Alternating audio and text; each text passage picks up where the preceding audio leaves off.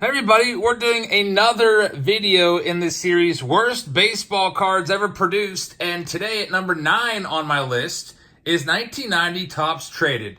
Number 10 was 1990 Donruss, and we're going back to 1990 once again and visiting this awful Topps set. Now, a lot of people said 1990 Topps should be on that list, but I can't put 1990 Topps on the list just because there are some valuable cards in that set. Most notably, the Frank Thomas No Name on Front card, which is one of the most valuable cards in the hobby. And along with the George H.W. Bush card that is somewhere out there. It's like a mythological card, basically. Very, very few produced. I cannot put 1990 Topps as the worst set of all time. But this set, I definitely can. 1990 Topps Traded. There's 132 cards in this set.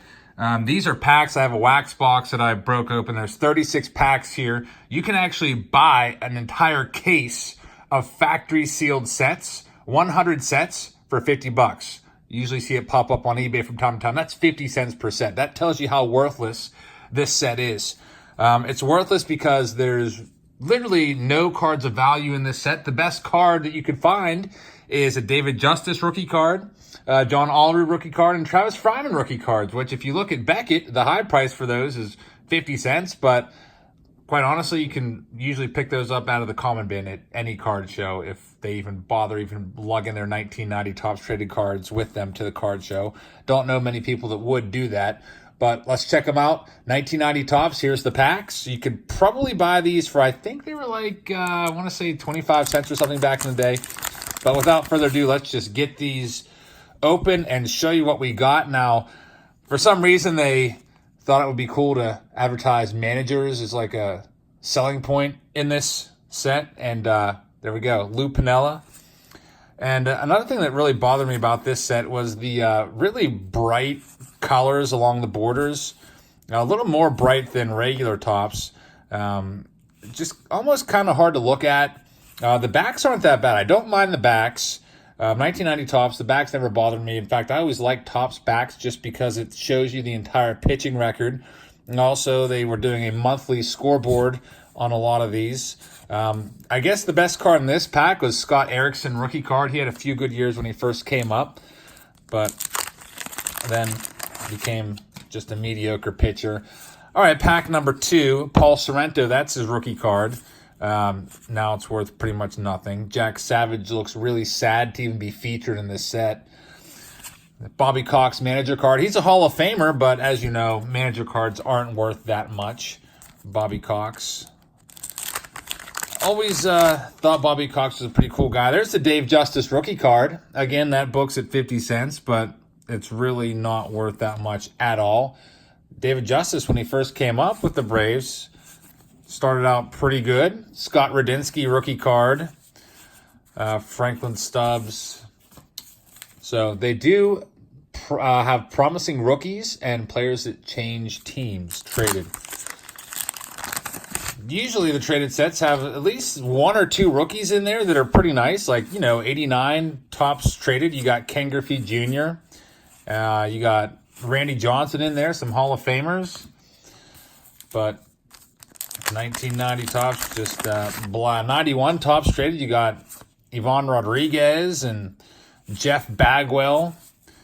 But these guys, like a lot of you guys, like especially if you are a younger kid, you probably don't even recognize any of these names whatsoever. Ginny Ortiz. In fact, the best Hall of Famer in here might be Bobby Cox. Let's see if we can beat a Bobby Cox for the best card in there. Junior Ortiz, former Bucko. He's like, dude, I'm in 1990 Topps Traded. Please take me out of that set. All right, next pack. I don't remember what I paid for these. I bought a giant lot of cards. Sandy Alomar Jr. Traded card. He originally was with the Padres. Bobby Cox again. His brother would have been a better one, but he wasn't traded. Roberto Alomar. Anyway, I bought these in a large lot. And there's Gary Carter. He's a Hall of Famer. Again, I mentioned it before, though, about Gary Carter. His cards never really carried much value. He was always basically considered a common player when I was growing up. But back to that story. I bought like 100,000 cards, and there was some packs involved. And there's a little box filled with these 1990 Topps Traded. I think I got them for around, I don't know, 20 cents a pack if I had to make a guess. Travis Fryman rookie card. Back in the day, that did have some value, but nowadays, nothing. Bob Patterson from the Buccos. Daryl Ackerfelds. Matt Noakes from the Yankees. Mitch Webster. Ben Mcdonald. He was a big bust. A lot of people thought that Mcdonald was going to be a great star. His rookie cards are worth a lot of money. Back when it first came out, and then there's another Ben McDonald in the back of this. Then he just wasn't able to become that superstar. Ben McDonald again. So it's only 132 cards in the set. You will start to see some repeats in a Mike Blowers. That's his rookie card, if I'm not mistaken. Candy Maldonado. But my brother and I are always haunted by this set. Anytime we go out to a flea market, or as you West Coast people call it, a swap meet, we always see this set. Someone always has it. And we're just like, whenever we see it, we look at each other, just kind of shake our heads, and just are like, we cannot escape 1990 Topps Traded. I bet you if I put this lot on eBay of all these cards, I don't even know if it would sell, quite honestly. I could probably sell it for like, the lowest you can possibly list anything for, buy it now, is 99 cents. There's Dave Winfield. That's probably the best Hall of Famer so far. Gary Carter was pretty good, but Dave Winfield might be worth 15 cents. Gary Carter's probably worth like 5 to 10 cents. Bobby Cox about 5 cents. Carlos Baerga, that's his rookie card. Books at a quarter if you believe Beckett prices. Or you could buy it on eBay for literally probably 1 cent plus 50 cent shipping for the cost of a stamp. Travis Fryman rookie card again. So, getting down about halfway through. Kevin Bass.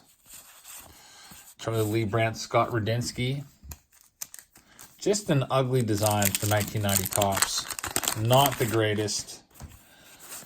Just that color scheme in the borders, just not really doing it for me. There's a Kevin Moss. That was another good card back in the day. In fact, that was probably the best card back in like early 1991. Everybody wanted this card, Kevin Moss, as he broke onto the scene and had a really nice rookie year, and then never really approached that level again.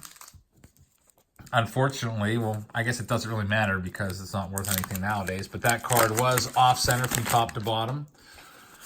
The first card that we really saw that much off-center. There's Billy Hatcher, former, I don't know if I'd call him a star, but former World Series champion at least for the 1990 Reds. Knocked out my Buccos. There's Dave Justice rookie card again, so we got 2 of him. Jim Leyritz, I believe that's his rookie card. Villanueva and Gullickson. All right, let's see here. Sean Bosky, Carmelo Martinez, Shane Mack. Another Kevin Moss. That one's a little bit better centered. But, yeah, anyway, whenever we see this, we just roll our eyes. Honestly, if I saw this set selling for $1, I probably would not even buy it. Steve Avery. His rookie card, of course, is 1989 Topps, the #1 draft pick card, so not really sure why they wanted to put him in 90 Topps also. There's John Olerud rookie card. I think that's the first Olerud rookie card that we pulled. Not worth that much at all, unfortunately, unless you are a huge John Olerud fan. Another Jack Savage, sad-looking guy. Let's see what else we have here. A couple manager cards. Just notice this on the back. Kind of cool that they give you Lou Pinella's statistics as a player. He had a nice long career. And then Greg Riddich had a very indistinguished career. Only played in the minor leagues, but that's how some managers were. Jim Leyland was a minor league catcher, never made it to the bigs, but was a great manager. Mark Langston is on top there. He's probably going to be the best player in that pack. Yep, Mark Langston. Mark Davis saved 44 games in 1989, and I believe he won the Cy Young Award. Then he was promptly traded to the Royals, and his career kind of just faded out. All right, we have about, I don't know, 11 packs left here. Had my brother over tonight. We did filmed a series for Wiffle Ball Wednesday. Wiffle Ball Wednesday will be starting soon. We did a home run challenge, a home run derby, about 4 rounds of home run derby to see who gets the #1 overall draft pick for when we pick our teams. So you'll have to see who won that home run derby. This was a pretty good pack for this. I mean, you get 2 Hall of Famers and Carlos Baerga. But the colors of those borders just, I don't know, just takes away from the overall picture of on the card. And this is only #9. There's a lot worse than this. The junk wax era is filled with crappy designs and ugly cards. So if you haven't seen your favorite worst set yet, it's probably coming. I have a whole list of wax boxes that I want to open of ugly cards. And this is only #9. Some of them I have. Some of them I have to order off of eBay. Mike Marshall making a weird face there. Bob Patterson again. 6 packs. At least this was a shorter video because these only have 7 cards per pack. Some people during the 1990 Donruss, there's a Oliver Rookie again video, were saying how it was a brutal watch just because they had to keep staring at those ugly 1990 Donruss designs with the white cursive lettering and the bold red borders. Brent Nackert doesn't look too thrilled. We got 4 packs left. Got a Dave Hollins on the back. Another Travis Fryman. I don't know. We probably pulled like 4 of that Fryman. I think we got all the rookie cards. Probably have at least an entire set that you could put together here. It looks like we're probably going to be approaching, oh, I don't know, almost 300 cards or so. Edgar Diaz, Sam Horn. Ginny Ortiz again. 2 packs left.